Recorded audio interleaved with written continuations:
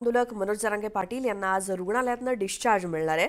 रुग्णालयातून बाहेर पडल्यानंतर ते अंतरवाली सराटीत जाणार आहेत। त्यानंतर नारायणगडावरती जाऊन दर्शन घेणार आहेत। मुंबईतील आंदोलनादरम्यान त्यांची प्रकृती बिघडली होती, त्यामुळे त्यांना छत्रपती संभाजीनगरमध्ये रुग्णालयात दाखल करण्यात आलं होतं आणि आज त्यांना डिस्चार्ज मिळतोय।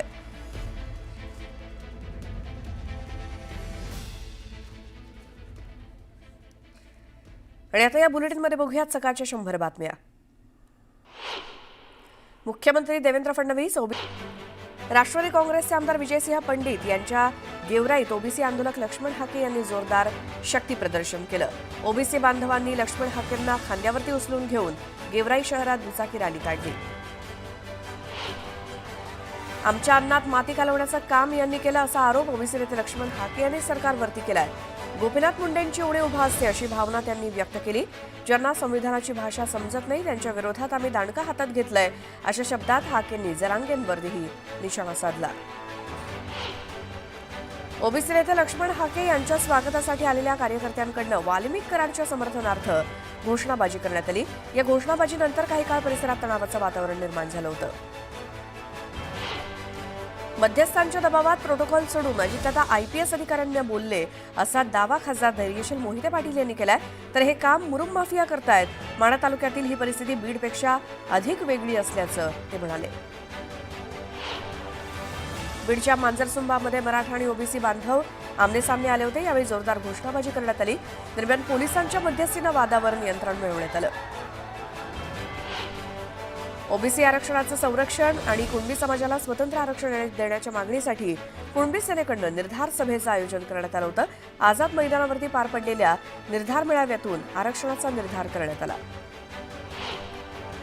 मराठा आंदोलक सतीश देशमुख आणि महारुद्र खाकरे यांचा आंदोलनादरम्यान हृदयविकाराच्या झटक्यानं मृत्यू झाला होता। या आंदोलनाला जाण्यासाठी पैसे नसल्यामुळे भरत खरसाडे या आंदोलकाकडे पैसे नव्हते, त्यामुळे या आंदोलकांना आत्महत्या केली। दरम्यान या तीनही आंदोलकांच्या कुटुंबियांना फोन करून माजी मंत्री आमदार तानाजी सावंत यांनी त्यांचं पालकत्व स्वीकारत तीनही कुटुंबियांना प्रत्येकी 3 लाखांची मदत केली। कोल्हापुरातील शिक्षक बँकेच्या सभेत दरवर्षीप्रमाणे यावर्षी सुद्धा गोंधळ झाला।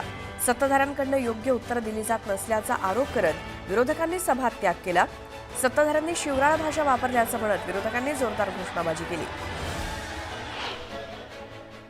पुण्यातील राजगुरुनगर सहकारी बँकेच्या सर्वसाधारण सभेत सभासदांमध्ये जोरदार राडा झाला। संचालक मंडळाला प्रश्न विचारत असताना सभासदांमध्ये हाणामारी झाली। प्रश्न विचारण्यावरून वाद झाल्यामुळे एका सभासदानं माईकच डोक्यात मारल्याचा धक्कादायक प्रकार घडलाय। बाजार समितीचे संचालक रेवनाथ थिगळे यांच्या डोक्यात माईक मारल्यामुळे वाद वाढला। पुरंदरमध्ये विमानतळ नको अशी मागणी ग्रामस्थांनी केली। आद्य क्रांतीवीर उमाजी नाईक यांच्या जयंतीनिमित्तानं मुख्यमंत्री देवेंद्र फडणवीस पुरंदरमध्ये होते। यावेळी मुख्यमंत्र्यांना निवेदन देत ग्रामस्थांनी विमानतळाला विरोध केला।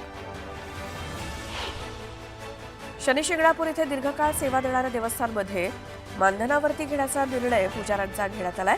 आजपासून पुजाऱ्यांना पगारी नोकरीवरती घेण्यात आलं असून पुजाऱ्यांना 31,000 आणि 21,000 असं मासिक मानधन देण्याचं ठरलंय।